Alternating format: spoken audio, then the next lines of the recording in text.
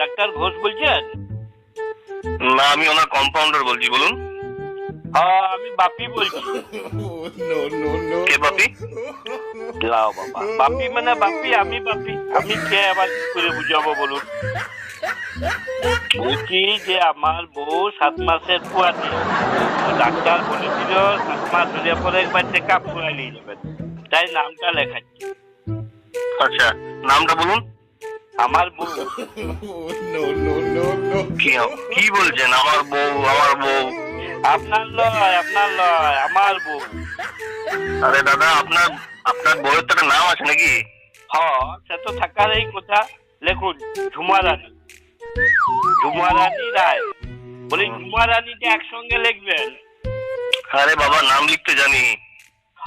সে তো বুঝলাম, কিন্তু জানেন তো আধার কার্ডে ঝু লিখেছে, তারপরে ফাঁক দিয়ে পরে মা রানী।